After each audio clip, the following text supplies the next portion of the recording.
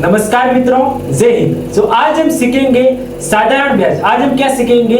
साधारण ब्याज निकालना। चलिए देखते हैं क्वेश्चन क्या है।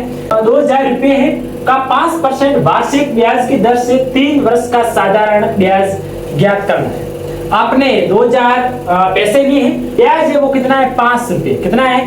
5 है। जो वार्षिक ब्याज 5 की, और जो कितने सालों के लिए? 3 सालों के लिए।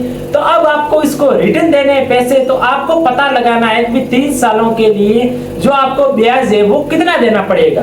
आप देखो 2000 रुपये लिए आपने और 5% वार्षिक ब्याज है, तो आपको 3 सालों के लिए उसको ब्याज है वो आपको कितना देना पड़ेगा। इसलिए आपको एंड तक बने रहना है, आपके सीधे ही खोपड़ी में फिट करेंगे। चलिए क्या है, सबसे पहले आपको क्या दिया गया है वो आपको लिखना है।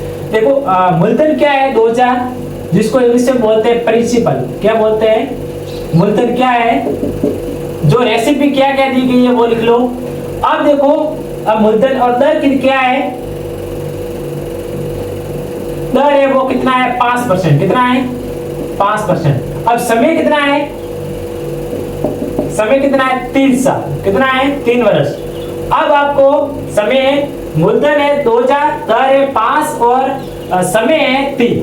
अब आपको क्या लिखना है? ब्याज ज्ञात करने का सूत्र लिखना है। क्या लिखना है? फिर आपको ये सूत्र में फिट करना है। सूत्र क्या है? देखो, मूलधन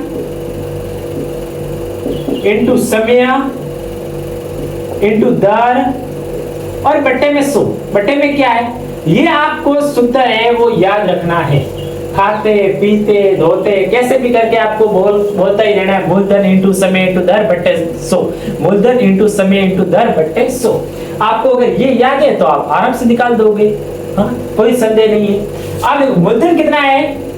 2000 और समय कितना है? 3 साल और दर कितना है? 5 और बट्टे में 100। 0 से 0 कैंसिल, 0 से 0 कैंसिल।